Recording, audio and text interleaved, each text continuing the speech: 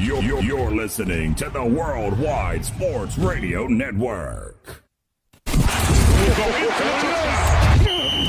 is the MD's Fantasy Football Show with Dan Mater, giving you the X's and O's of all things fantasy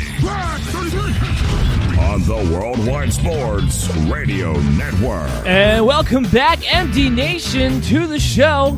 You are listening to the MD's Fantasy Football Show on the Worldwide Sports Radio Network, WWSRN, also presented to you by Belly Up Sports. So happy to be back this week. We are heading into Week 11, and we are going to be talking about the early window of games, of course, like we always are every Thursday. And we have, a slew of injury updates to get to. We have our rankings to get up to, which you can check out, bellyupfantasysports.com. We have the Thursday night game to talk about. We have the early afternoon games to talk about. And your fantasy playoffs are right around the corner. We are 3 regular season games, for most leagues out there anyway. We are 3 regular season games away from the fantasy football playoffs starting in Week 14. And we've talked about this over the past several weeks now. We are actually only a week away for the majority of leagues out there that have a trade deadline in Week 12, which seems to be the going consistency as far as the most of the leagues out there. So that's what we're operating off of, the idea that you have a Week 12 deadline. So this is the time. Buy or sell, it's now. It's now or never.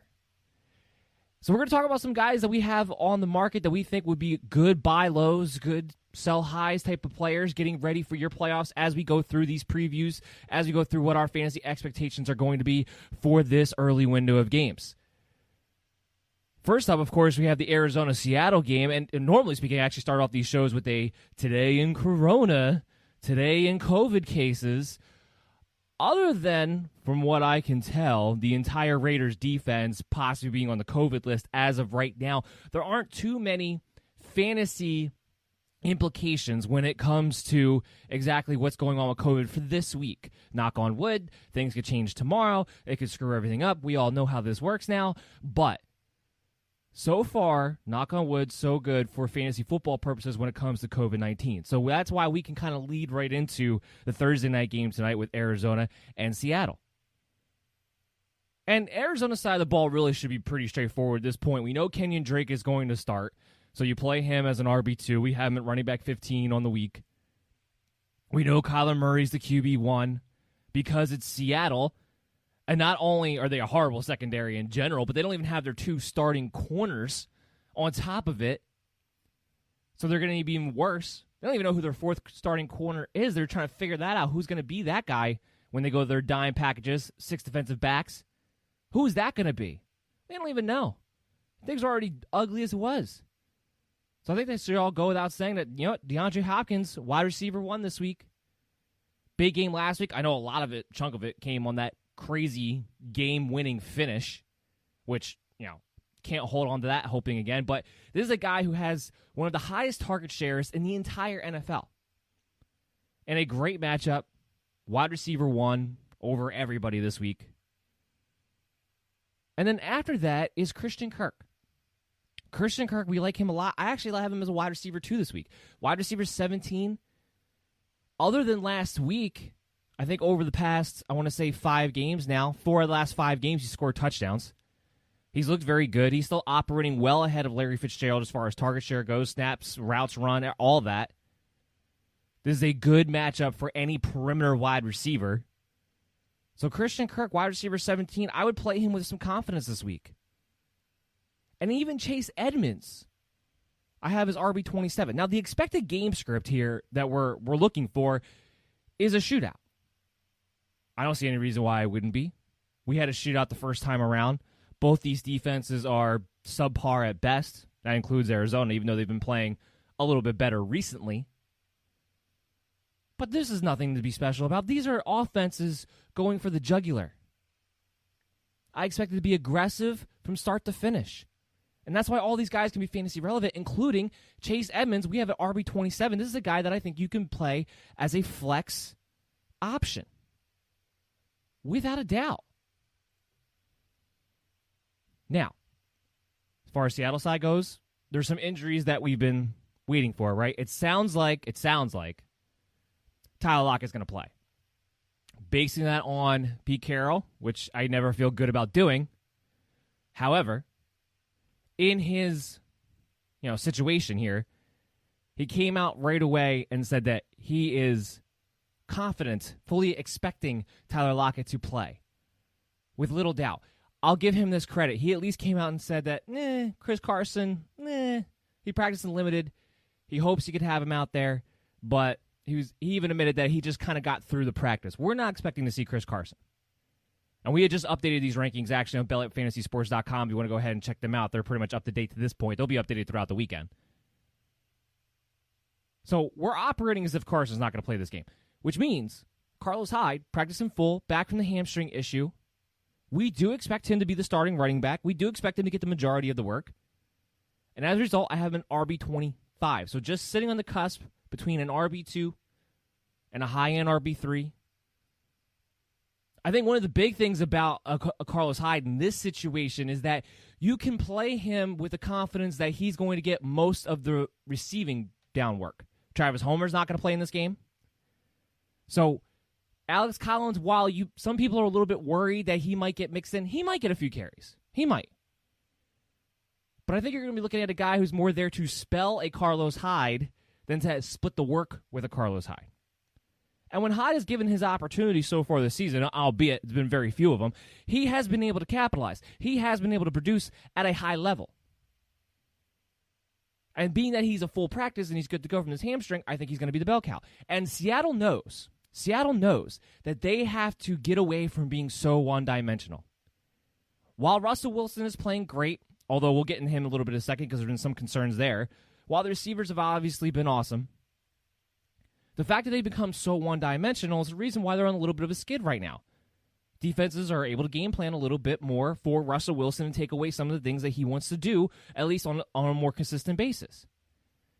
They're going to have to get back to running the football to at least some degree. I think they do that tonight with Carlos Hyde, and being able to use the backfield in the passing game as well to keep teams off balance. Now, I don't think he has this tremendously high ceiling. He's still Carlos Hyde at the end of the day, but a high floor, half-point PPR leagues especially, which is what we usually talk about on these shows when we're talking about where I have them ranked. Yeah, 100%. That's why I got him at RB25. So I feel confident about Carlos Hyde being a top-end RB3, low-end RB2 for you this week. Tyler Lockett, DK Metcalf, obviously you're going to play them. Like I said, we're expecting Lockett to play. You can play them as low-end wide receiver ones, high-end wide receiver twos in a game that should be a shootout with the way that they've been playing as of late. Russell Wilson, still our QB2. So I don't want anybody panicking on Russell Wilson. But it's a little concerning that he suddenly turned into a turnover machine over the last 3 weeks. And if you're in fantasy leagues where those turnovers count against you, you're not benching Russell Wilson. I'm not making that argument. Not. He's still the RB2. He's still the QB2 overall. But it's a little concerning that maybe those high ceiling games, if they don't stop from being one-dimensional, teams are going to be able to key on Russell Wilson, what he's trying to do, when he's trying to push the ball down the field, get pressure on him, and frustrate him, which is what we've seen over the past 3 weeks. It's why Seattle's been faltering as of late. Now, the good news is it's not going to stop him from being aggressive. So that's good for him. It's good for the wide receivers. And frankly, it could also be good for Arizona or whoever the opponent is that given week, because now they have extra possessions. They have extra fantasy value to go to. But the turnovers is the reason why, it goes back to my Carlos Hyde point, that they have to stop being so one-dimensional. And that's why I think you're going to start to see that a little bit more. Now, am I concerned to the point where I think there's going to be, 10 less pass attempts a game? No, absolutely not. Absolutely not. In fact, it might benefit the offense to be a little bit more efficient overall anyway.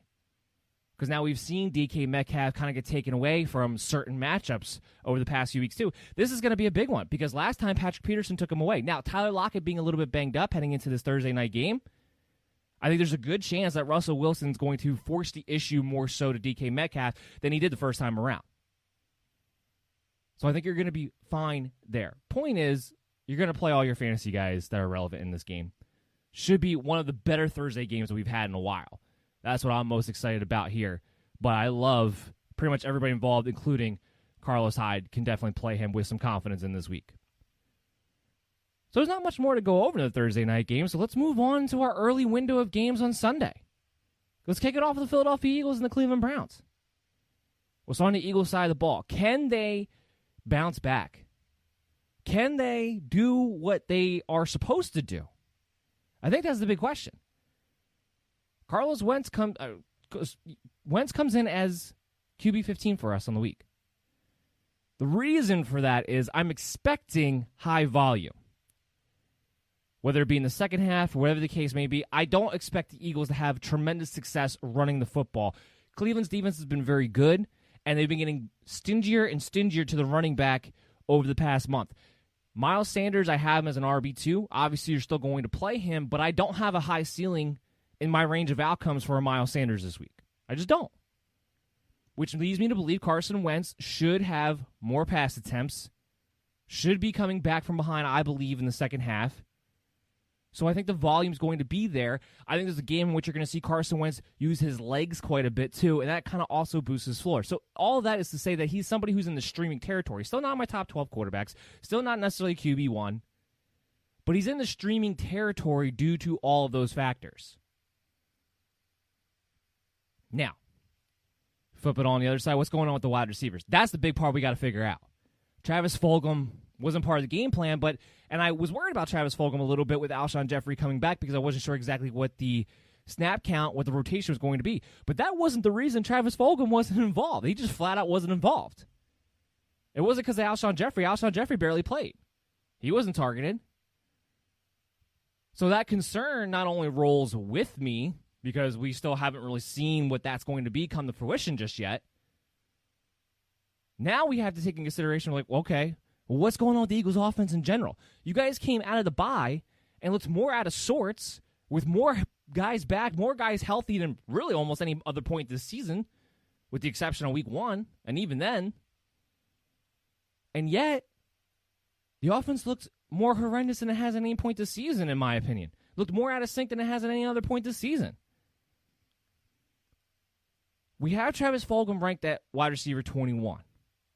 I don't think Alshon Jeffrey is ready to come back yet or be, I should say, a significant participant in the route run share and the target share just quite yet. I think he's still getting back into game shape, and it might take him, really honestly, it might take him a month to do so, because talking about Liz Frank injury, he hasn't really done a lot of football activities in a long time now. I mean, we're talking about it almost a year. So I think it's going to take him a while before he's really, really ramping up his involvement in this offense. And I think they got to get back to getting Travis Fulgham the ball, especially when it comes to the red zone, especially giving him 50-50 attempts. Jalen Reagor had 7 targets, but only had 4 catches, 40 yards. Him playing as a, dink and dunk type of wide receiver is not what he's meant to do.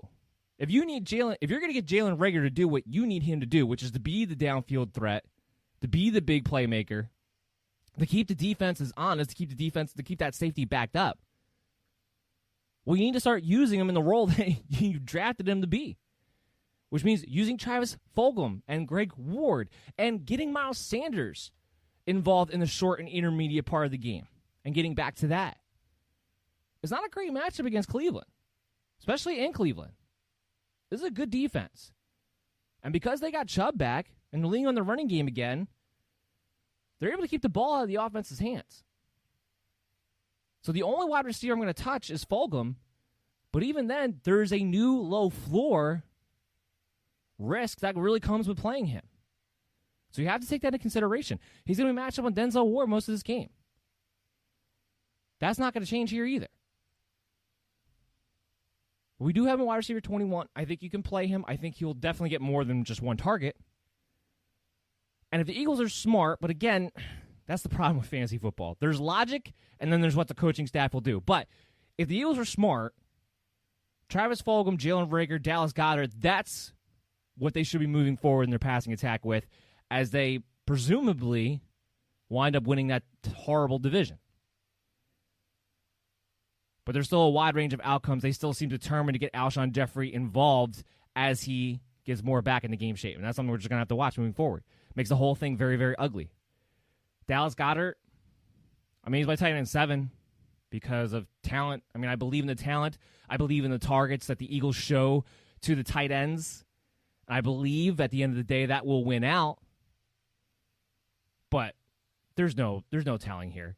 There really isn't, unfortunately. I mean, he hasn't been targeted the way you expect him to be since he's been back from the injury. It's been a poor showing. Last week, he was splitting work with Richard Rodgers. But I have to believe in the talent. And I think you only have maybe a week or two more that you can play Dallas Goedert with the hope, I can't even say the confidence, but the hope that he'll be a tight end 10. Because Zach Ertz is probably 2 weeks, maybe less away from being activated. And while he wasn't great, obviously, he wasn't great, it still doesn't mean that he won't, be the guy. And he won't take away from Goddard. So I think you got 2 more weeks where you can play him as a top 10 tight end, and after that, we'll have to see. I really thought that Goddard was going to have the opportunity when he came back to really shine.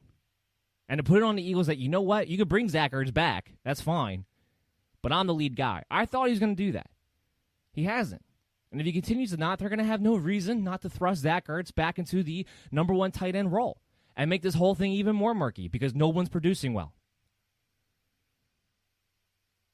So now, you move into Cleveland. And the only thing I really want to touch out of Cleveland is the backfield. I mean, and that should go without saying, but that's it. Austin Hooper, tight end 13, but it's the most boring tight end 13 I think I could ever, think about in my entire life. Most boring tight end 13. Who knows? I mean, Baker likes to get the tight ends involved in the red zone. That's the only thing going for him. And that is the same analysis that we could probably have for the other 29 tight ends, the other 31 tight ends not named Travis Kelce in the league right now. He's not going to have a huge target share. It's not going to be featured. Jarvis Landry could lead the way in targets. Who cares?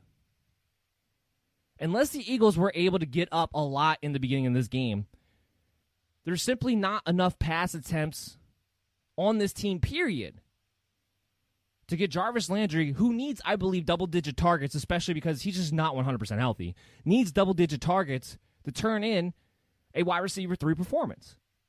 We don't have him in the top 36 this week.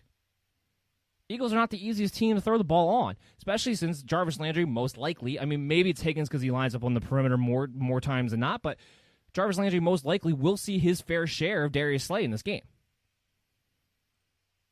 So I'm only really wanting to touch the backfield. And again, this isn't a great matchup. The Eagles aren't the easiest team to run on, although some teams have been having a little bit more success as of late because the defense is just on the field so much. So in the second half, guys are starting to gash them a little bit more and more, and that very well could happen in this game. I would not be shocked if we saw a similar type of game script to that. Nick Chubb comes in as RB13 overall, so high-end RB2, low-end RB1, and Kareem Hunt's RB21. We saw last week they were pretty much dead even. I think they were dead even in carries. And then Kareem Hunt, we know, is going to get a little bit more involved in the passing game. And the fact is, Kareem Hunt is actually a more productive back so far this season with Nick Chubb in the lineup than without him. So you keep continuing to play him with confidence, and you keep continue to play Nick Chubb with confidence as he continues to get more healthy and more in shape. I mean, he looked great last week. What's going to happen this week when he gets his legs under him in the fourth quarter when the Eagles' defense has been on the field 80% of the time? So we feel good about that there, too. The cool thing about this game coming up, though, is that there weren't too many injuries in this game. Aren't too many injuries in the Saints-Atlanta game either, outside of the obvious of Drew Brees, which we know he's going to be out for at least the next couple of weeks. I think it could be longer. I really do. All that talk came out, punctured lung, cracked ribs. He's over 40. If they are winning the next couple of games and they are still in prime playoff contention and right there with Tampa Bay to win that division, and Jameis is playing decently, I don't see why you rush Drew Brees back. I really don't. Punctured lung, cracked ribs. It's hard for me to imagine. Now, these guys are tough. These guys are crazy in the NFL. But it's hard for me to imagine he's going to be back in 2 weeks. I would say at least 30. Maybe more likely, if everything's going ideally for the Saints to that point, a month. So I think it might be some time before Drew Brees actually comes back here. But the official word on it is a 2 to 3 week timeline. That hasn't changed even after he got the second opinion, even after the news about some of his other injuries that he's been having came out. That hasn't really changed. So in the meantime, Jameis Winston takes over. Jameis Winston, we have him ranked as QB6 on the week. Now, there's a wide range of outcomes for Jameis Winston, and I fully understand that. That is not lost on me at all. And I know some people are going to look like, whoa, quarterback 6, you must be super confident. I'm confident in the matchup. I'm confident in what Jameis Winston I know can do because I think it's intriguing.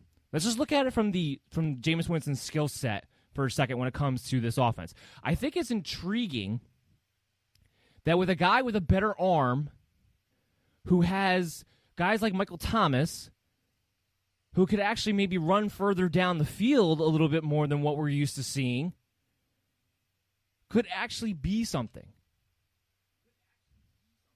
I love it. Could you see Michael Thomas with an actual extra element to his game being added? Could you see Michael Thomas being able to get thrown the ball 15, 20, 25, 30 yards down the field? Something, frankly, he has not had in his career because he came at the tail end of Drew Brees' career. I love the idea of what this could add to Michael Thomas's game, possibly. And for the people who are worried about it, why? What has Thomas done this season that's been so special even when he's been out in the field? He had 2 catches in week 1, didn't play again until a couple of weeks ago, and his best game so far has been 5 catches for 56 yards. It can't get any worse. So this idea that somehow it downgrades Michael Thomas, where's the logic? Where's he's produced that's been so great with Drew Brees so far? Let's actually take the opportunity that Winston can actually throw him the ball down the field, and all of a sudden, maybe things start to open up a little bit more. Defenses maybe don't squeeze this offense quite as much because they know Jameis Winston can hit them over the top. Now, that's looking at it, of course, from the glass half full, right? Let's look at it at the other side, because like I said, there's a wide range of outcomes when it comes to Jameis Winston. The other side of this is that they could, for a lack of a better term, Teddy Bridgewater him. Meaning they could operate as if this offense needs to be super conservative. They can tell him you need to be a game manager. They could tell him that the number one priority is for him to not turn over the ball. Now, I think this would be a mistake. I think this would be an issue where you're taking away what Jameis Winston does best. And yes, he has problems with turnovers. He always has. But one of the best features about him is actually being able to be aggressive. I think you can coach him in a way where he can take smart shots down the field. This isn't going to be the, risk it, no biscuit, Bruce Arians mindset coming in here. You're going to set things up. Sean Payton, I believe, does a better job of setting certain plays up. But he hasn't really had the quarterback necessarily to be as aggressive as maybe he would have liked to have been over the past couple of years. Now, I'm not knocking Drew Brees because of what he's done and what he can be, and obviously I'd rather have Drew Brees out there than Jameis Winston even now. But there's an element that he could take advantage of. However, if he turns the ball over a lot, if they ask him to play conservatively because they don't want him to turn the ball over a lot, and that becomes their main focus, well, then I'm a little bit concerned about what Jameis Winston's value is. Now, he won't be a QB6. He'll be a QB2 with what you're hoping is a high floor but no ceiling. He'll be captain check down, which might bode well for the Alvin Kamara owners out there. But I don't think it bodes well for Michael Thomas in that situation because it's not just Michael Thomas out there. You have Emmanuel Sanders that you can throw the ball to. I think Jared Cook is somebody who will become more involved with Jameis Winston under center. And like I said, if he's trying to play super conservative, then all of a sudden this offense takes a step back, except for maybe Alvin Kamara. So there's a wide range of outcomes that we're going to see out of Jameis Winston. We're going to be watching this game very intently to see exactly what is the Saints' game plan with a guy like Jameis Winston under center now. Which side of the glass are you going to operate on? Is it going to be really conservative, game manager type like you did with Teddy Bridgewater, although that was more the type of quarterback that he is anyway? Or are you going to try to play a little bit more aggressively? Obviously, still play smart as you can, but play a little bit more aggressively because you have Jameis and you have that arm and you have the capability of finally being able to do so. Depending on which philosophy they come out with is going to dictate what's the fantasy value of a Winston and, frankly, what's the fantasy value of everybody else.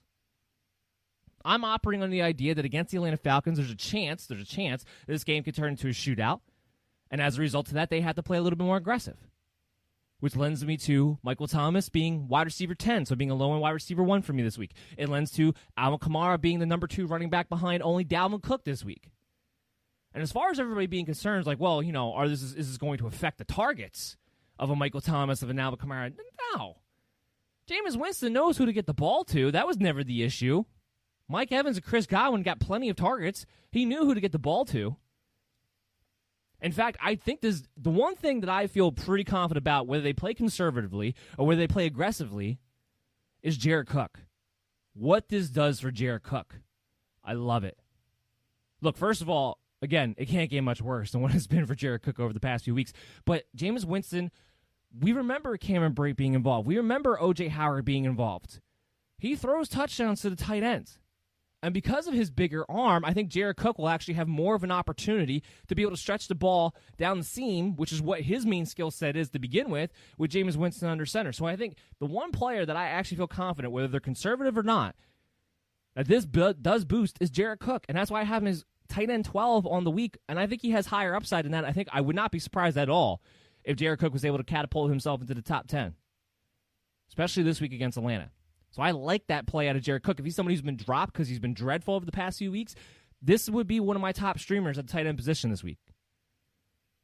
Everything else has a wide range of outcomes, outside of Alvin Kamara, which we know he'll be involved one way or another.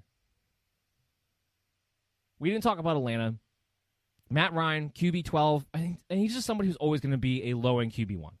I don't think that's going to change. The defense will always make sure that they have to be aggressive at least at different points throughout the game. The best thing about this week is that he's going to get Calvin Ridley back, and you have a healthy Julio Jones still. So he has all of his weapons. And when Matt Ryan has all of his weapons in a dome, whether it's in New Orleans or in Atlanta, it doesn't really matter. He tends to play pretty well. And while the Saints defense has been playing better as of late and have gotten a little bit healthier, have a little bit more of a pass rush than what they had in the beginning of the season, overall, I don't think you can be afraid of the Saints secondary. And really the best thing about this from the pass catcher standpoint, and we'll talk about Todd Gurley in a second, but Saints are not an easy team to run on.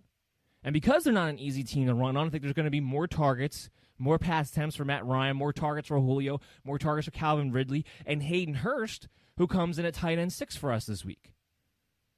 Hayden Hurst is one of the few guys that, while his scoring has been hit or miss, he's one of the few tight ends out there right now available, well, not necessarily available, but out there in your fantasy leagues, who's actually getting a consistent target share. He's getting, as long as Julio's been healthy, every game that Julio's been healthy for, he's gotten 5+ targets in each and every one of those games. That is a floor that, frankly, if you don't have Travis Kelce, you can't buy in fantasy football right now at the tight end position. You can't.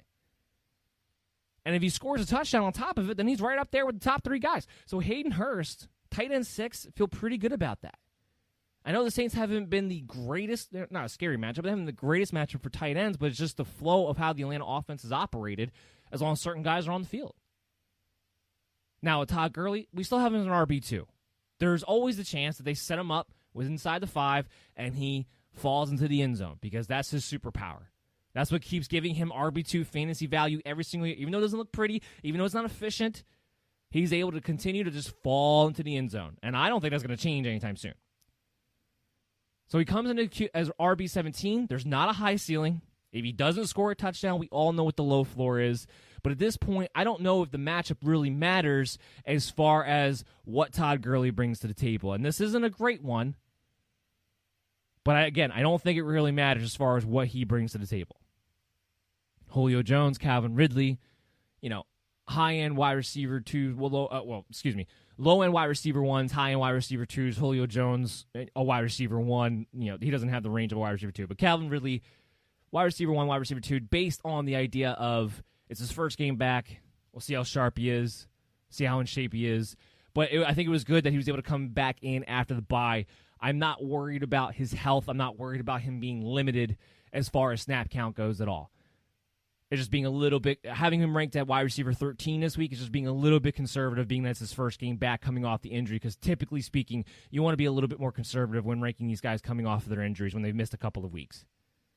But really, you're not worried about playing them. So here's what we're going to do. We're going to take a quick break. We're going to come back on the other side. We got more games to talk about. We have a mailbag segment for you guys at the end. So everybody stay tuned, and we'll talk to you guys right after this. It's the Worldwide Sports Radio Network. You're listening to the MD's Fantasy Football Show on the Worldwide Sports Radio Network. And welcome back, MD Nation. You are listening to the MD's Fantasy Football Show on the Worldwide Sports Radio Network, WWSRN, also presented to you by Belly Up Sports. And as always, I'm your host, Dan Mader. We're talking about the early window of Week 11, talking about the Thursday night game. We talked about some of the early afternoon games on Sunday, their injury updates, our fantasy football expectations, and all of that just continues on with a few more games that we have to talk to you about. And, of course, we have the mailbag segment for you at the end. But this part of the show now brings us to the Cincinnati Bengals and the Washington Football Club. Hopefully it's going to be the last year I have to say the Washington Football Club. We have Joe Burrow here. He comes in at QB 20 for us. Here's the thing about Joe Burrow. I would not be afraid to play him if you have him. I would not drop him for another quarterback option that would maybe have ranked earlier or higher.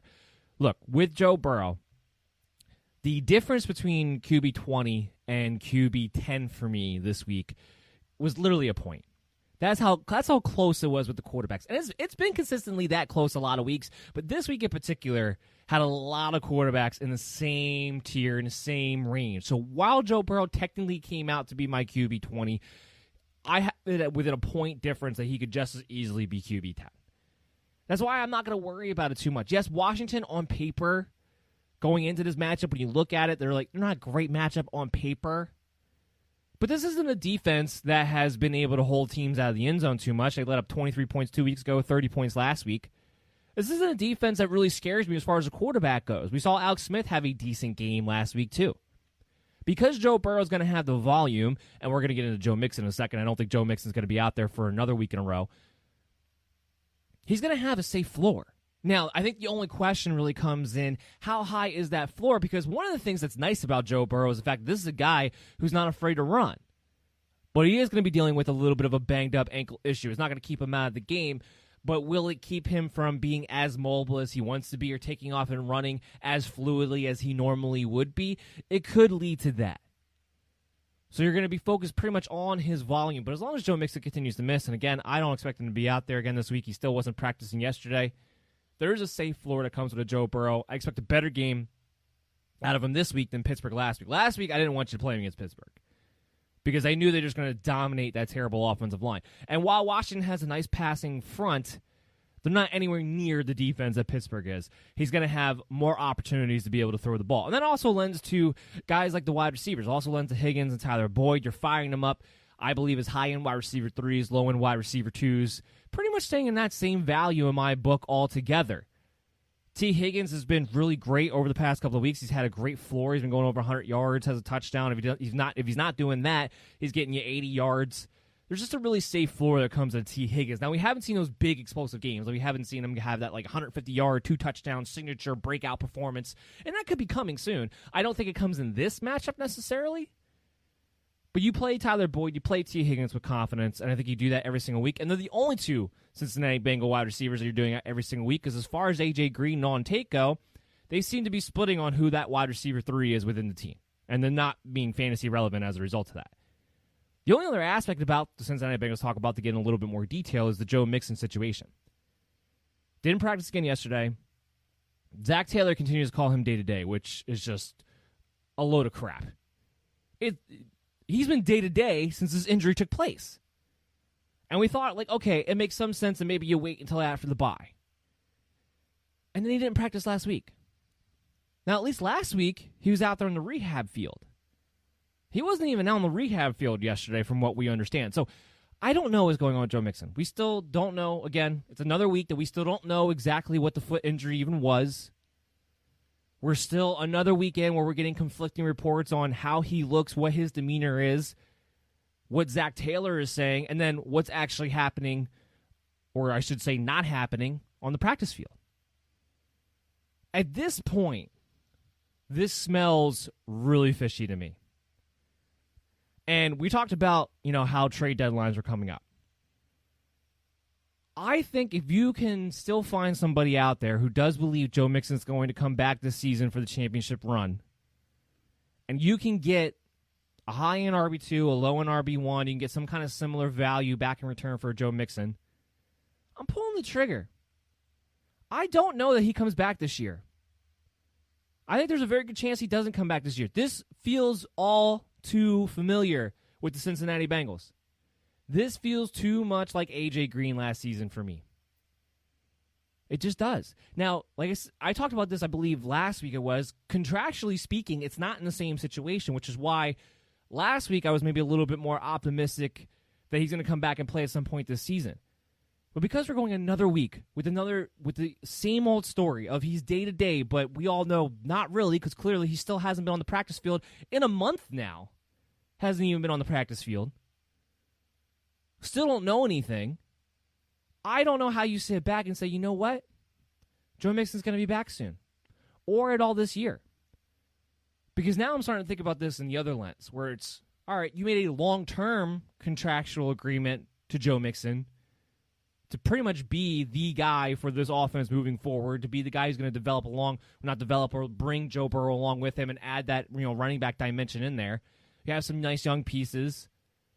You're not going to make the playoffs. I mean, we're heading to week 11. There's still a lot of season left. And I would, if you've made me to make a decision right now, I would have to say I still probably lean a little bit more towards Joe Mixon coming back at some point this season. But it's pretty close to being 50-50 in my mind at this point. It smells too much like A.J. Green, where really they had decided to shut him down for the year and just didn't want to tell anybody. And it's starting to feel a lot like what's going on with Joe Mixon. Again, he still has not practiced, which means he's still not close to returning.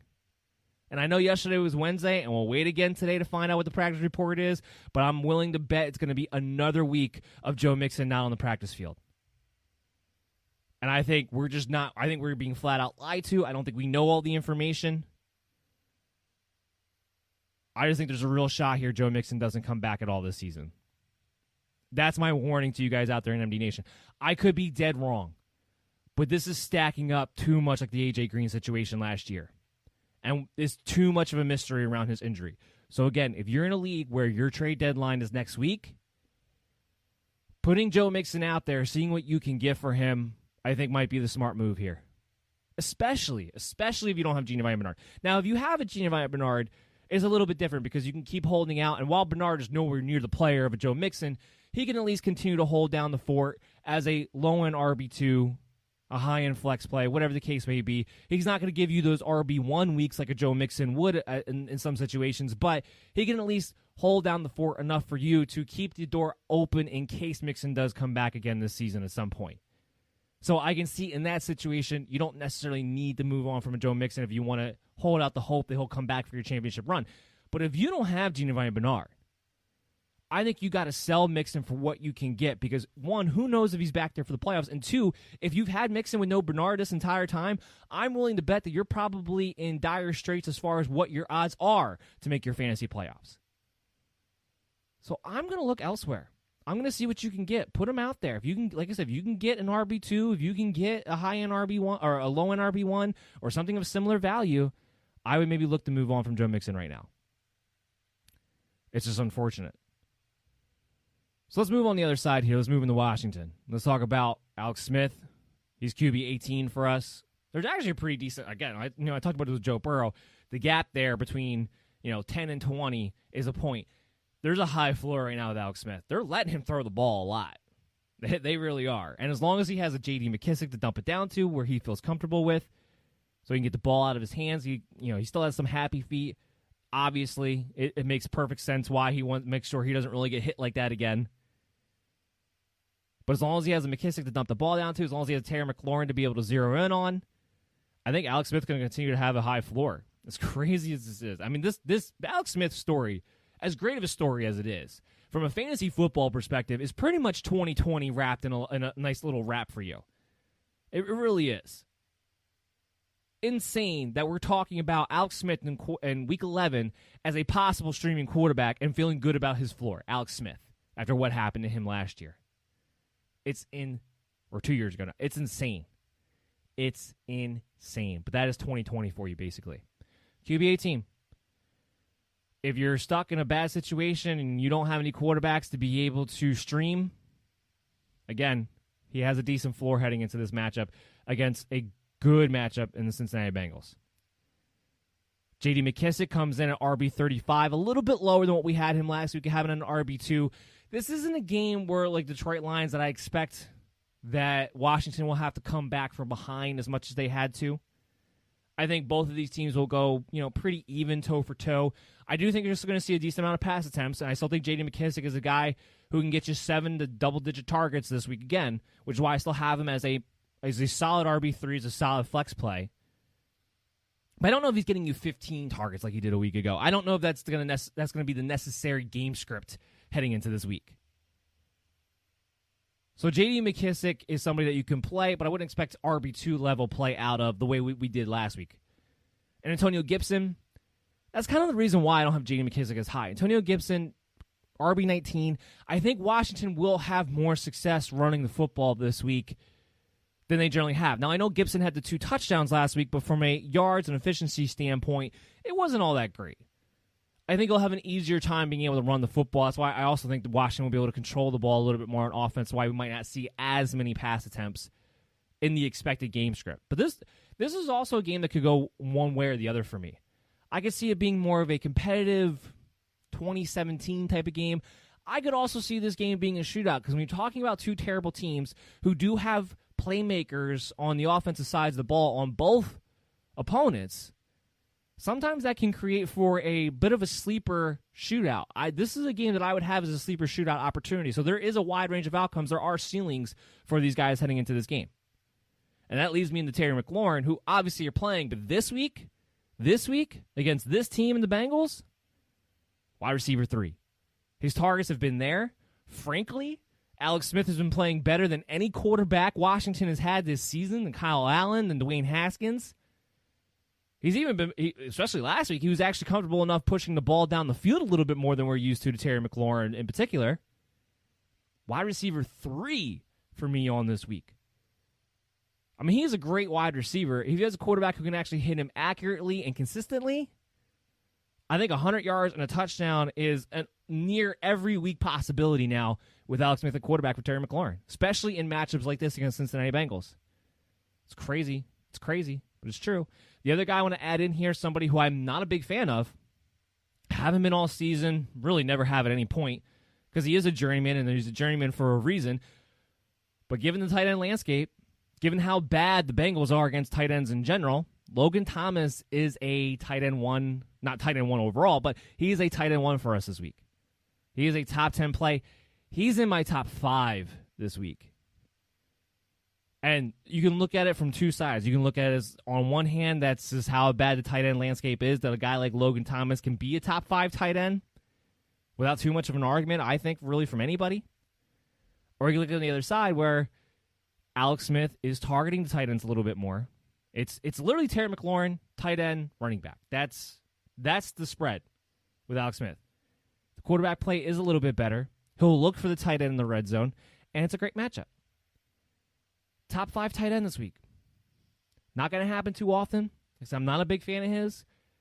But this week, the situation of Washington, the situation of playing the Cincinnati Bengals lines up. And also the situation for your fantasy leagues. If Logan Thomas is somebody who is out there and available, he should be your top streamer of the week, without a doubt. Let's move on to the Lions and the Carolina Panthers. Some good news on the Lions front. Kenny Golladay returned to practice yesterday. Now, I don't have him ranked yet. I still was operating on the idea that Kenny Golladay was going to miss at least one more week, and we still have to see exactly what happens. But because he was able to practice in a limited capacity on a Wednesday, that's usually a decent sign that they have a real opportunity to be able to play on Sunday. So I think we might see that. Now, here's the only caveat I have. If he's not quite 100%, if he's more like 60 to 75% as far as where his health is, because they have to play early Thanksgiving Day on Thursday, I think there is a chance that they would hold him out until then and just try to not push him, knowing that they're going to have a quick turnaround, especially if he's not close to being 100% yet coming off that hip injury. So that's my only caveat to him practicing on a Wednesday as to why I don't have him ranked and why I'm still a little bit doubtful as to him definitely playing this Sunday. Something we'll watch, something you need to follow us on Twitter for, @BellyUpMDFF Show. but at least there is some good news there. The other, I would say, bittersweet news, of course, would be Matthew Stafford. I would say the sweet part is that he injured himself. He was still able to be productive. He was still able to throw a couple of touchdowns against Washington last week, even after the injury. And also the sweet part would be that we still expect him to be able to play this Sunday. The bitter part is that a torn ligament in your thumb, in your throwing hand, if you don't think that's not going to affect your throwing, you're crazy. If you don't think it's going to affect your ability to hold on to the ball, you're crazy. So that will be a hindrance. Now, not that Stafford has been this guy that you necessarily want to stream on a consistent basis anyway, but after Marvin Jones finally looked like a Marvin Jones wide receiver that is a competent wide receiver that you may actually want to play last week, it does make you feel like, oh, do I have to go back to second-guessing that? Because going up against the Carolina Panthers, this is another game that has sneaky sleeper shootout potential, given the way these two teams match up and what their strengths and weaknesses are, both offensively and defensively. I could see a lot of points in this game. So you want to be able to play a Marvin Jones in that situation, especially if Kenny Galladay's not going to be out there. And like I said, we have it ranked that way. Right now I have Marvin Jones at wide receiver 34. I wasn't really going to have him as a low-end wide receiver 2, but with the injury to Matthew Stafford, you have to figure that's going to come into effect to some degree, where we're going to rank Jones more as a wide receiver 3 who's kind of touchdown dependent, kind of like he has been for most of the season up until last week, where he finally had a nice 8-catch, 95-yard performance, where he finally capitalized on the extra targets heading his way with no Kenny Galladay. And it wasn't a great matchup on paper, which is why I go back to why I'm not worried about the Cincinnati Bengal players against Washington, because I don't believe Washington's defense is as good as what they would say on paper they are. So that's where it's a little bit bitter. It's also a little bit bitter when you're trying to consider, T.J. Hockenson. I still have him as tight end 3. He still has a consistent floor. He's still going to be looked at for in the red zone. I still am a top 5 tight end. Carolina's been kind of stingy against the tight ends too. So these were one of the ones that I had to go back and do a double take on when I was running through my numbers. I'm like, really? Because it's not like he's been the most consistent guy. And like I said, Carolina Panthers have been pretty good against the tight ends. But when you break down where the targets go, especially if Kenny Galladay does not play, especially the red zone targets, you got to put T.J. Hockenson still up there as a top 5 tight end, a guy you continue to play every single week with confidence. Or as much confidence as you can have in a tight end not named Travis Kelce, which I'm going to just continue to repeat myself on. The big guy that I'm excited for this week is DeAndre Swift. We know Carolina's a great matchup for running backs. I love that he finally got the start last week. Love it. And not only did he get the start, he was the bell cow. Because that was going to be my next question when I was watching that game. It's like, oh, cool. DeAndre Swift finally gets the official start. What's that going to mean for the timeshare, though? I mean, you can still see Adrian Peterson getting maybe 40% of the carries. So see Kerryon Johnson getting worked in for no reason. No, there was none of that. Adrian Peterson spelled DeAndre Swift from time to time, but DeAndre Swift acted as if he was the bell cow. And most importantly, I think, as far as that having a chance to continue, is that Detroit won that game. If Detroit doesn't win that game, then I would be a little bit worried about, well, is this something that they will continue to go on with? Because they won that game, I feel really good about the prospect of DeAndre Swift continuing on as their starting running back, as their bell cow running back. And against Carolina Panthers, if he's the bell cow again this week, which is what I'm projecting him to do, which is what I'm expecting out of him right now, DeAndre Swift comes in as my RB9 overall, an RB1 this week. And, going hand in hand with you're playing DFS this week, he's at a nice little price of $6,400 on DraftKings. I'm just going to give you guys the heads up right there. DeAndre Swift is a hell of a play this week. A hell of a floor with a hell of a ceiling, giving his matchup and his skill set and the fact that it looks like they finally have come to their senses and allowed DeAndre Swift to be the bell cow back. That's the guy I'm super excited about on the Detroit side of the ball. Move over to Carolina. They have some quarterback issues too. Teddy Bridgewater, again, expected to play. Was practicing in a limited capacity yesterday, but they seem pretty hopeful from the get-go that Teddy Bridgewater is going to be able to suit up. It's a minor knee sprain, so we expect him to be out there. While I maybe wouldn't want to try to play Teddy Bridgewater, even though this would typically be a match in which he would definitely be a streaming quarterback for me, and I still have him hovering around that top 13 area where you would be his top-end streamer. I think he does still have a good floor this week.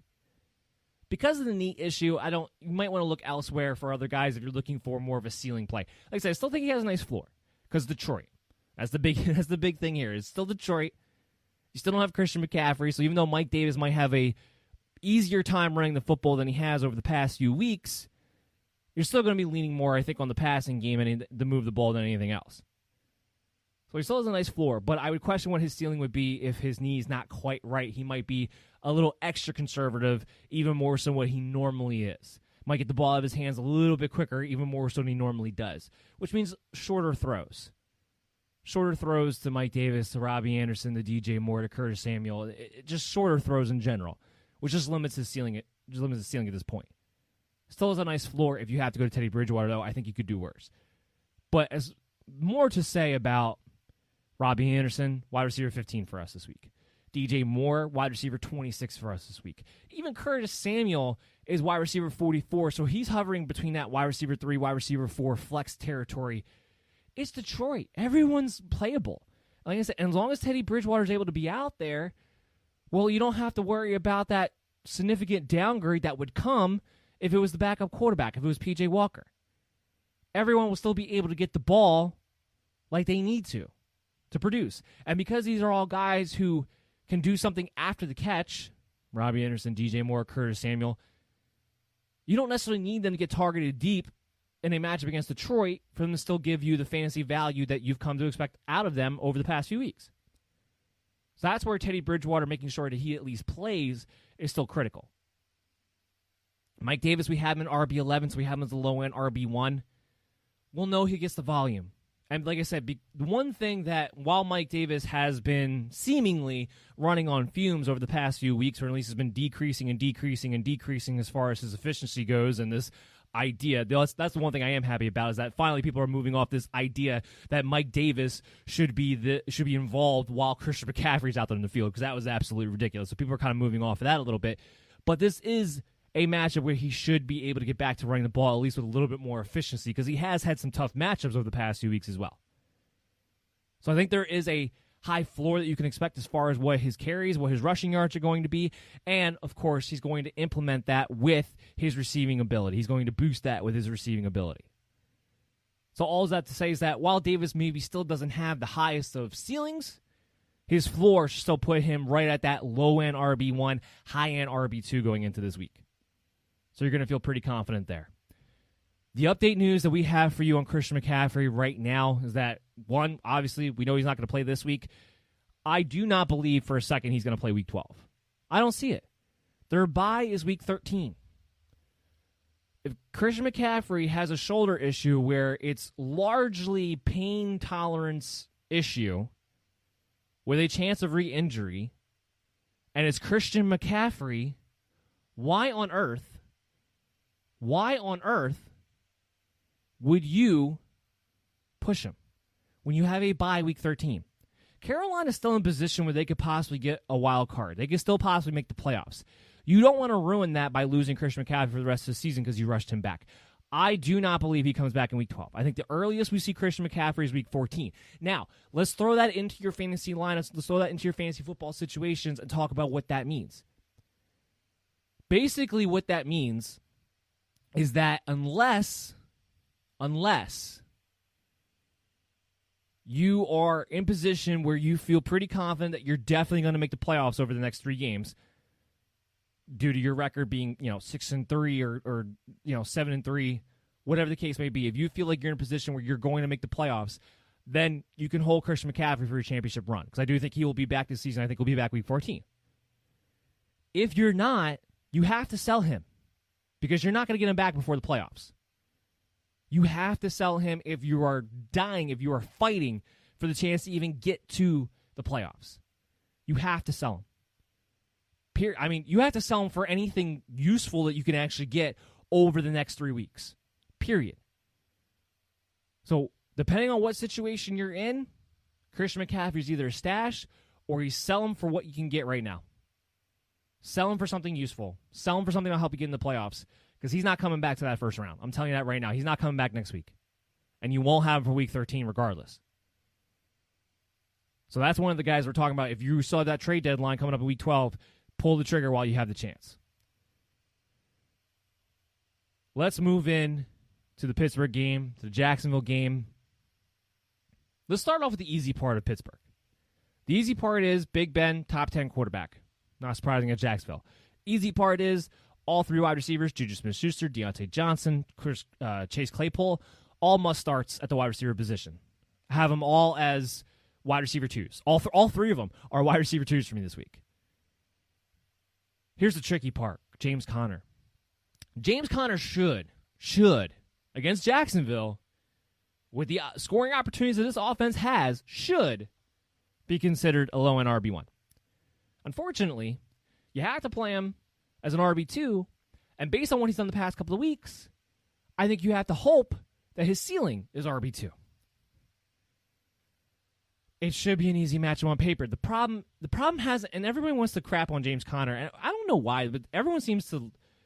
There are certain players that the industry seems to like crapping on a consistent basis whenever they're given the opportunities to. James Conner seems to be one of those guys. I don't know why, because when he is put in an actual position to produce, he produces. He's a good back. He's the bell cow back. That's why I think you have to continue to play him. But the problem has been two things. The offensive line, and the interior especially, has not gotten a push very much over the past couple of weeks when they should have been able to control the line of scrimmage, and it hasn't happened. They're running out of shotgun most of the time, which is annoying, but they're not getting a push on top of it. So James Conner has had pretty much nowhere to go. He hasn't had very many holes over the past few weeks against defenses where he should have been able to gash. There hasn't been much there. It hasn't been his vision. He hasn't been cutting to the wrong place. It's not that he hasn't been playing well. Some people say he's not explosive. It's hard to be explosive when you can't get past the line of scrimmage because there's nowhere to go. Here's the second problem. The Steelers have no interest in running the ball over the past couple of weeks. They were up 29-7 last week, and they were still going 5 wide. 5 wide. They were still throwing the ball up 3 touchdowns on the Cincinnati Bengals. If they're going to continue to do things like that, that is killing James Conner's fantasy value right now more than anything, is the play calling. It's not game script dependent. They can be up multiple scores, and they're showing you that they're still like, whatever, we're still going to go 5 wide and have Ben Roethlisberger throw it around. If that continues to happen, well, Conner is going to become just as frustrating as Jonathan Taylor. He just is. He's going to be just as frustrating as Jonathan Taylor. Because you're going to have a guy that, while he's getting most of the work, while you should be able to play him with at least a high floor and a decent ceiling depending on the matchup, you have to ask the team, are you even going to get the ball? And in Conner's situation, it's not that he's splitting with the other running backs. It's they're not involving the running game at all. That's the problem. So I think you had to play James Conner as a high-end RB2 this week against Jacksonville because of the matchup. I think at some point Pittsburgh's going to have to remember that in order to win the postseason, they're going to have a running game. They're going to have to be able to use play action. They're going to have to be able to get physical. But if he doesn't do it this week, man, I'm not going to feel great about the Baltimore game next Thursday. I'm going to tell you that right now. So Conner is the guy that we have to watch intently. You have to play him. But we have to watch him very closely. We have to watch what the Steelers do very closely in this game to determine what to do with Conner heading into Week 12. And do you try to sell him right before that cutoff of the deadline, Week 12 on Tuesday? Jacksonville side of the ball is really straightforward. You play James Robinson as a low-end RB2. He doesn't have a great ceiling against the Pittsburgh Steelers. And you could play DJ Chark as a high-end wide receiver 3, I believe, because the Steelers are a team that, while their front seven's been great, while their run defense has been great, while they've been getting pressure on the quarterback like crazy, wide receivers, especially perimeter big play wide receivers, have been able to have success pretty consistently now throughout this season. So I think DJ Chark might have a higher ceiling and a higher floor than a lot of people who would look at this matchup on paper would think. So I feel pretty good about playing DJ Chark as a high-end wide receiver 3, low-end wide receiver 2. I feel good about having him in my lineup because you have been able to have success as a perimeter wide receiver against the Pittsburgh Steelers. And there's no doubt in my mind that Jacksonville's going to have to be coming back from behind later on in this game. So I think there's a very good chance that there's garbage time points in store for a DJ Chark. without a doubt, really, in my mind. So let's move into, the one thing I will mention about Jacksonville real quick, though, is that Laviska Shenault is expected back. So just kind of throw that out there. Not fantasy relevant, and I don't think it actually affects DJ Chark either in his value. So what we're going to do is we're going to take another quick break. We'll come back on the other side. We have a couple more games to talk about, and then the mailbag segment for you guys. So just stay tuned with us right after these messages. It's the Worldwide Sports Radio Network. You're listening to the MD's Fantasy Football Show on the Worldwide Sports Radio Network. And welcome back, MD Nation. You are listening to the MD's Fantasy Football Show on the Worldwide Sports Radio Network, WWSRN, presented to you by Belly Up Sports. As always, I'm your host, Dan Mader, and we've been talking about the early window of games for Week 11, previewing, giving you our fantasy expectations, going over our injury updates. And to close out the show, or at least the last segment of the show here coming into, we have a couple more games to talk about, and we have a mailbag segment for you guys. Just a quick reminder, if you want to get on the mailbag segment, or if you ever need your fantasy dilemmas answered for you, you can always hit us up at BellyUpMDFF Show on Twitter and on Facebook. I'll pick out a few of the questions that I like. We'll talk about them on the show. And even if we don't, I'll always be able to give you a nice, thoughtful answer to try to help you out as best I can, because I am here for you, MD Nation. We are here together to try to go on a championship run 100% without a doubt. So the next game that we want to get into here is the Tennessee Titans and the Baltimore Ravens. Tannehill comes in at QB 13 for me this week. Now, I know that he has been operating at a low floor over the past couple of weeks, but this is an offense that has a good amount of weapons. This is a Baltimore defense right now that's struggling a little bit. We don't expect Calais Campbell to come back in this game. We have to wait what's going to happen with Brandon Williams. If those two players do not play this week for the Baltimore Ravens, Derrick Henry is going to have running room. Not something that you would typically think of when playing against Baltimore running backs having the running room they need to be able to be successful. Derrick Henry will have the running game if both Calais Campbell and Brandon Williams are unable to go, or even if just one or the other, it'll be a little bit easier. We saw what Damien Harris was able to do to that Baltimore Raven defense with both of those guys out of the lineup during that game, and the success that he had and the efficiency that he had. Now, all of a sudden, multiply Damien Harris by the player that Derrick Henry is, and tell me what you think you can expect to get out of a Derrick Henry into this game. And the big part of that is when it comes to Ryan Tannehill, which is who we're actually talking about right now, is that play-action pass will be there. While Baltimore is a very good defense, and they have a good secondary, they don't have a great secondary.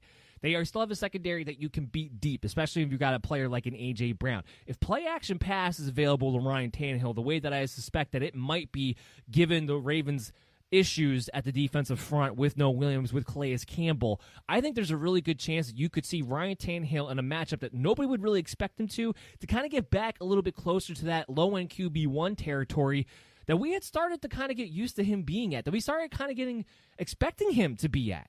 I think there's a real chance that he could bounce back this week. Again, keep in mind, like I said before earlier on this show, that the gap between QB 10 and QB 20 for me this week is very small, very slender. So if you want to go with a guy that you feel like you're more comfortable, has a higher floor, like maybe, for instance, a Teddy Bridgewater. I have Ryan Tannehill and Teddy Bridgewater ranked pretty much right next to each other this week. I would understand that 100% completely. But my point overall is that I'm not ready to move on from Tannehill. I think this offense is a good chance to bounce back. They haven't really been playing as well as of late, and I think they're too good from what they've actually played with. And I think they had some tough matchups, and that's kind of accredited to that. And I think Tannehill's not somebody that I'm ready to just move on from or leave behind. But if you want to go in a different direction, because he has been playing well as of late, and you're scratching and clawing for the playoffs, you want somebody you feel like has a better matchup and a higher floor, then I understand that line of thinking. But my point is, I don't think you have to scream away from Ryan Tannehill overall. Derrick Henry, I think he'll have a good game. You have to play him no matter what. I have him as RB3 on the week, even against the Baltimore Ravens. You have to get into the wide receivers. Now, look, A.J. Brown has been incredibly feast or famine. And it's really been disappointing to me because I'm a big A.J. Brown fan. I am a guy who believes that A.J. Brown, talent-wise, and what should be his opportunity-wise, is a guy that we're talking about as one of the new wide receiver ones in the league, or at least a high-end wide receiver too. I think that's where he should be. That's where I want to value him every single week. That's what I look at in his talent when I'm viewing my fantasy football lineup. The reality is very feast or famine. And while he could have had a much better stat line last week against the Indianapolis Colts, when he should have had a 70-yard touchdown that he really, frankly, just flat-out dropped, because Corey Davis has seemingly at least showed up this year, taken a next step this year, whatever you want to call it, the target share is just not consistently there for A.J. Brown. In fact, he's not technically the lead target on the team. It's been Corey Davis. Even if you want to take away the games that A.J. Brown was out for, the games that Corey Davis and A.J. Brown have played together, Corey Davis edges him out in targets still right now. That's just the fact of the situation. But Corey Davis does not have the ceiling that an A.J. Brown has. Brown is still a wide receiver 31. Wouldn't surprise me at all if he was able to be better than that. I think that is his floor. I think a wide receiver 3 is his floor. I think there's going to be an emphasis to get him more than 4 targets in this game like we did a week ago.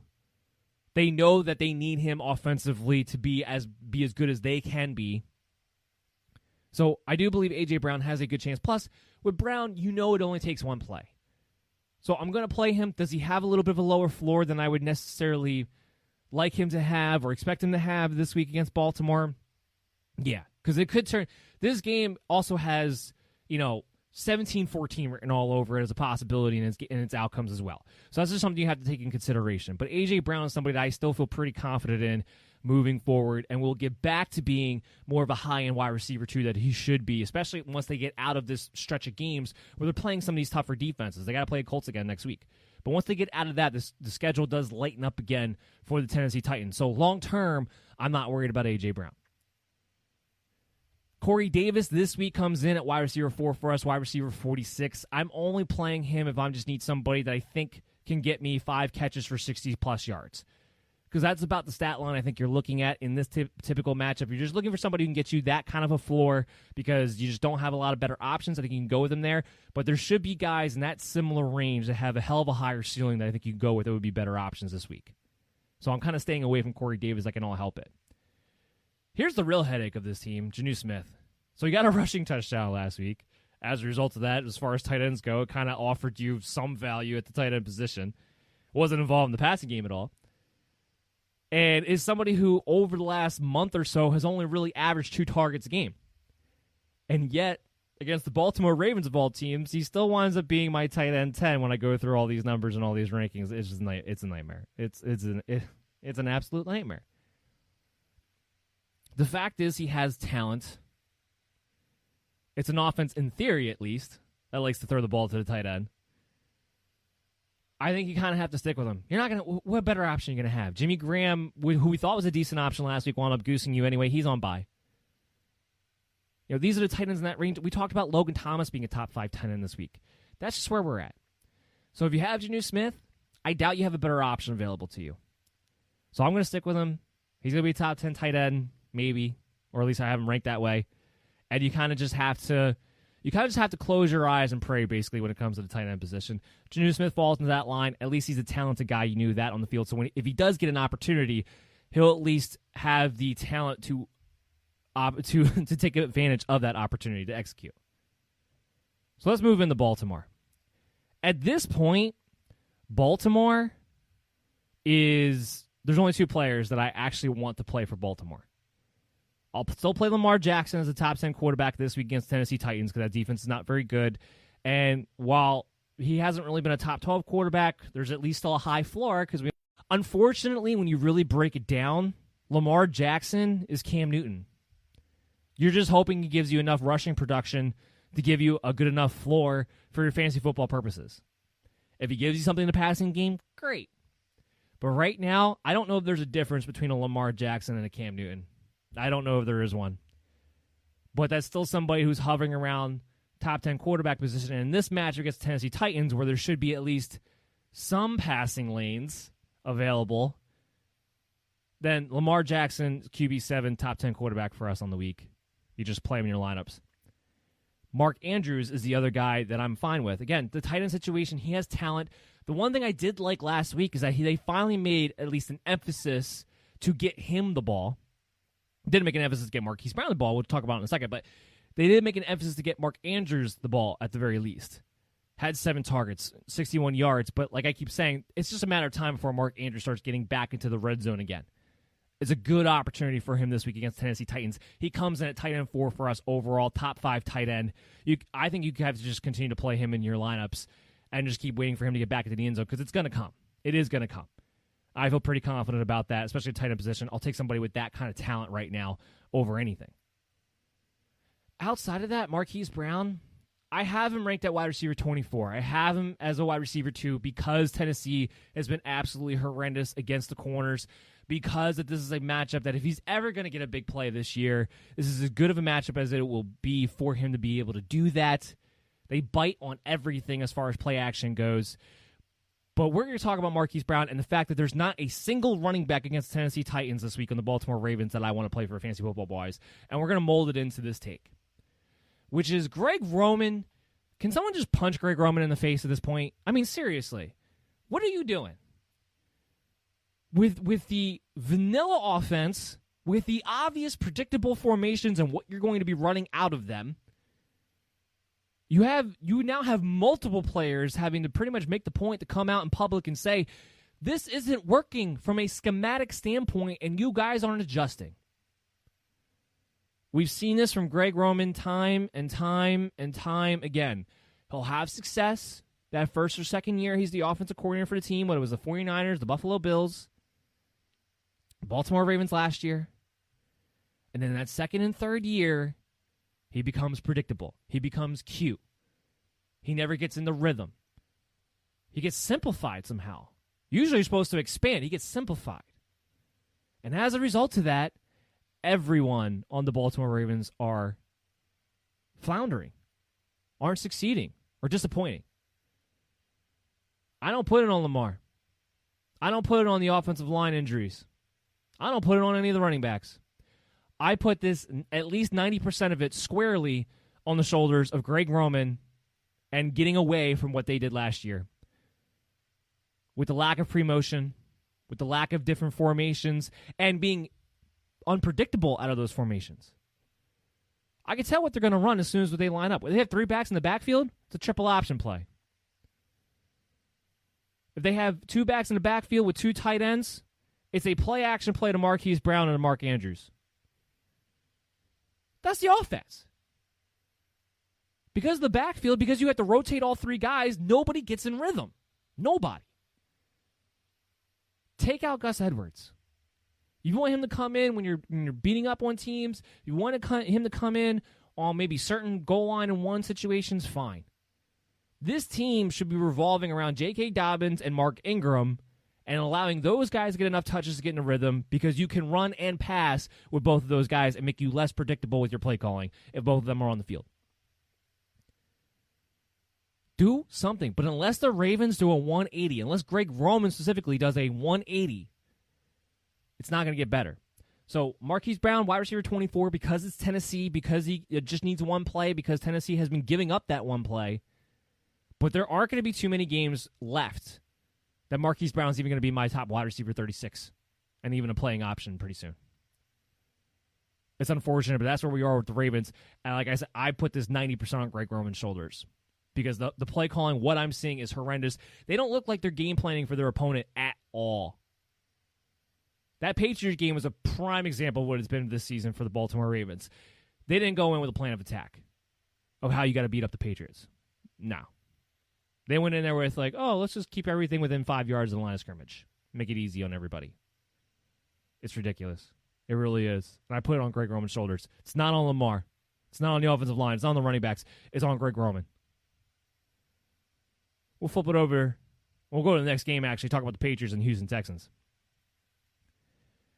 Cam Newton, QB 17. Again, I think he has a high floor in this game. I think he's somebody you can play if you have him. Again, still a small gap between my top 10, my QB 10 and my QB 20. I think you can play him. I think he has just as good of a chance in this game to run it in for a touchdown as he had any other game. Now continue to happen. The one caveat I'll say about the Houston game is that this is one of the few matchups that he's had so far this season where I think he actually has the opportunity to maybe go over 200 yards passing and maybe give you a little extra in the passing game than what he's been able to do. Largely because I don't think the Houston secondary has an answer right now for Jacoby Myers, who's playing great football. And who I have as wide receiver 18.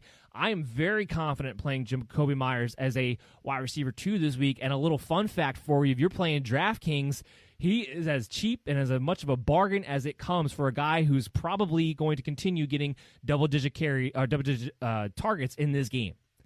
Love me some Jakobi Meyers. Love it. Wide receiver 18 here in the week. Damian Harris, the wide receiver 2. 24 overall for us this week. It's Houston. It's a great matchup for running backs. Harris has ran great against Baltimore. He's really run great for the past month now. He's been getting over 100 yards pretty consistently, and while it's annoying that the Patriots pigeonhole the running backs the way that they do, and they don't allow him to ever be involved in the passing game, which is mind-boggling to me, because of Cam, because of this matchup, because of the way he's been running, there's no reason to think he can't get over 100 yards, and eventually, you have to think they'll let Damian Harris actually get a touchdown. That could be a possibility in this game, but for right now, I'm going to play him for his floor. He's a low-end RB2. If he gets you a touchdown, he might be a high-end RB2, possibly even a low-end RB1 if he goes over 100 yards again, which has a great chance to do. So I'm playing Damian Harris with some confidence this week. I even have Rex Burkhead as a flex play.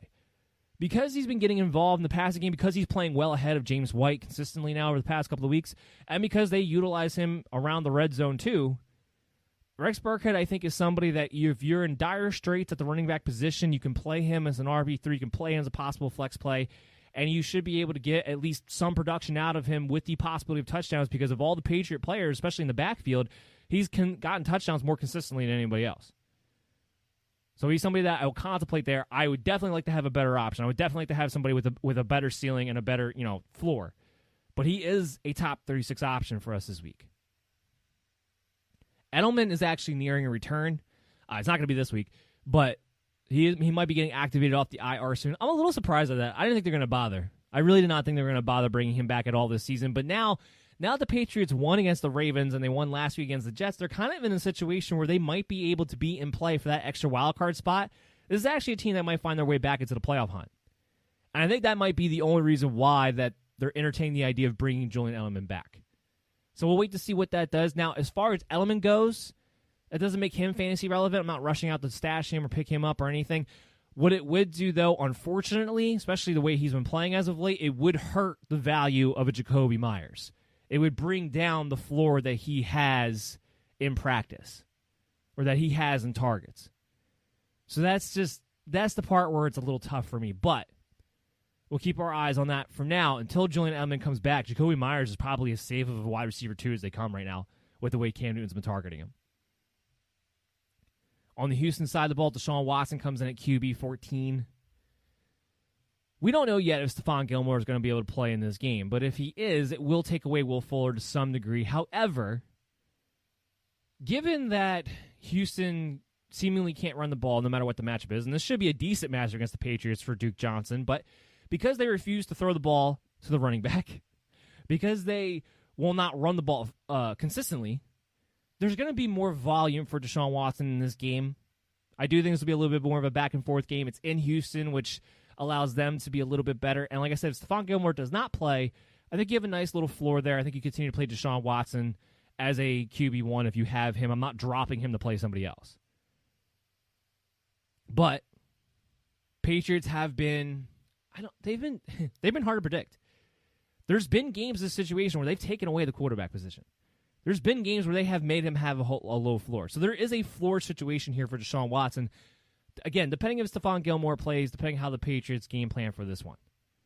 However, I feel good about Will Fuller. I feel good about Brandon Cooks, even if Stephon Gilmore comes back. They have been so consistently involved. And now that Randall Cobb has been permanently, I believe for the rest of the season at least, put in the back seat, put as the odd man out in this wide receiver rotation, the targets have been predominantly going to Will Fuller and Brandon Cooks. They both have safe floors. They both have big play capabilities. I actually might like Cooks' ceiling a little bit more than Will Fuller. Again, if Gilmore is playing, a little bit more because he'll have the backside matchup.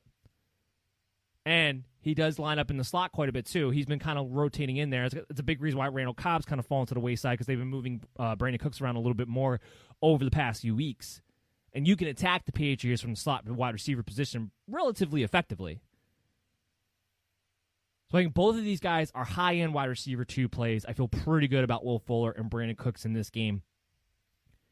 Deshaun Watson just might have a little bit lower of a ceiling, a little bit lower of a floor in this one. Yes, we got to talk about Duke Johnson.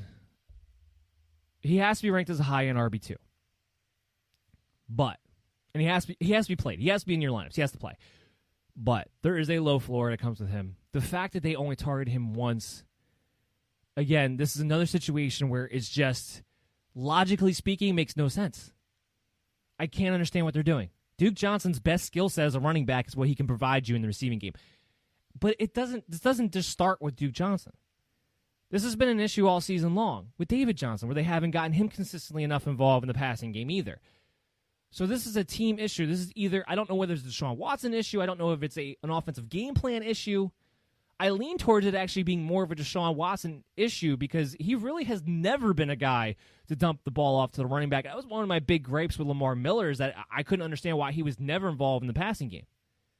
Houston Texans running back has never been overly involved in the passing game, at least not on a consistent basis anyway. If Duke Johnson is not going to get 5 targets, or at least if you're not going to feel confident he's going to get 5 targets, it really kills his floor. It really kills his value. Because he's not a guy that you look at and go, yeah, even in a good matchup, which technically on paper this is one, I don't feel overly confident about you running for 100 yards or running for a touchdown or anything like that. The only thing Duke Johnson has going for him in this game is that he is going to get all the work. That was the one thing that came out of last week. He was the bell cow guy. If you have a running back right now who's guaranteed 15-plus touches, which I believe Duke Johnson is heading into this game, then you have an RB2 in your hands. Plain and simple. If he can get involved in the passing game, great. He has a great ceiling, especially in this matchup. If he doesn't, you're playing a guy who at least has a decent floor for you because of the volume, but not much of a ceiling. And that's kind of how it breaks down with Duke Johnson. He's a guy that I'm not going to be excited about playing. I'm going to be nervous about playing, but you have to play him at the end of the day. If you had David Johnson, you don't have him right now, or if you're able to pick up Duke Johnson and you need an RB2 who has a pulse, he would fit that category of having a pulse. Real quickly now, let's talk about the mailbag segment. So for the mailbag segment, I picked out 3 questions for you guys today. And first up, we got Elliot. Darren Waller or Mark Andrews rest of season? Great question. Tough question. I hope you're actually in this situation because that means you actually have 2 competent tight ends. If you need a floor the rest of the season, I think that's Darren Waller. He's been consistently the number 1 target for the Raiders. He's always involved in the game plan. They're usually throwing the ball pretty well down the field over the middle. From a consistent high floor standpoint, it's Darren Waller. I keep talking about I believe Mark Andrews will be a guy who gets back into the red zone on a consistent basis. Therefore, I think he has a little bit more of a ceiling on a week-to-week basis. But because of the way the Baltimore Ravens have been playing, that is absolutely positively no guarantee. So I would have to lean towards Darren Waller, what the Raiders have been, what his role has been, over Mark Andrews rest of the year right now as far as a safe floor perspective goes. Billy, he asked me, Zach Moss or Jonathan Taylor rest of the season? Yeah, the fact that this is a question just shows you where we're at right now. This shouldn't be a question. And here's what I would say. They pretty much have dead even value in my mind. Both of them are in committees. Both of them are on teams where it's a question mark who's going to get the ball, whether or not they're going to get the ball. Now, in the Colts' perspective, we know the running back unit as a whole is going to be involved in the game plan. Which of the 3 it's going to be becomes the question. With the Buffalo Bills, it's Zach Moss competing with Devin Singletary for consistent touches, and we don't know if the Bills are even going to involve the running back unit altogether in a given game plan, which is what leads me to Jonathan Taylor over Zach Moss. Because Zach Moss isn't just competing with touches with somebody else, he's also competing with the philosophy of the offense any given week. I at least know the Colts are going to look to get the running backs involved one way or another. So that means there should be some weeks where Jonathan Taylor winds up being the lead guy. Should be. Again, trying to apply logic to illogical coaching staffs, but should be some weeks where Jonathan Taylor winds up being the lead guy as the running backs as a whole are constantly involved as the main focus of their game plan. It's a great matchup this week against the Green Bay Packers. I would lean Jonathan Taylor over Zach Moss. Obviously, Buffalo Bills are on bye this week, but I would just lean on him because I know the running back unit, at least as a whole for the Indianapolis Colts, will be more involved. But they're pretty much the same value, and that's pretty much where we're at right now in 2020 for fantasy football, especially in a running back situation. Last question of the show. Gibbs asked me Joe Burrow or Cam Newton this week. I talked about this. I have Cam Newton ranked a little bit higher. I think he has a good situation against Houston to continue his streak of rushing touchdowns, but also should be a good opportunity for him to have actual competent amount of passing yards and not just, under 200. I think he'll get over 200 this week. So I think the floor on Cam is just a little bit higher because there is that chance that Washington's front is able to dominate the line of scrimmage against the Cincinnati Bengals offensive line, which could cause problems. And with Joe Burrow having a little bit of a banged-up ankle, there is a question of how mobile he's going to be able to be. And not just because, what does that mean for you as far as can he give you some rushing stats for fantasy points, but can he get away from the pressure enough to make plays down the field? Or is it going to be kind of like last week where there's so many times they couldn't get out of the way that he just gets completely held in check because the defense is just relentless as that offensive line continues to be terrible. So there is that range. I think they both have high floors. I think maybe Burrow has a little bit more of a ceiling because we know that there's a chance that he could throw over 50 times any given week. But I would go with Cam Newton in this game because I like his floor a little bit. And if he gets you a rushing touchdown or two, he might have just as high of a ceiling in that situation. So I would lean towards Cam Newton, but they're close this week. They're close this week, Gibbs. That's going to do it for the show. I hope you guys all enjoyed it. We will be back tomorrow at 12 o'clock to 1:30 here on the Worldwide Sports Radio Network. WWSRM presented to you by Belly Up Sports. As always, I'm your host, Dan Mader. Make sure you're following us on social media at BellyUpMDFF Show. We'll get you up to date on all the Twitter, on all the player and update notifications. And make sure you're checking out BellyUpFantasySports.com for all of our updated rankings that are updated right now and will be updated throughout the weekend. So make sure you're checking back pretty consistently. We'll see you guys again tomorrow. Everyone, stay safe, be happy, and have a good time watching the Thursday night game tonight.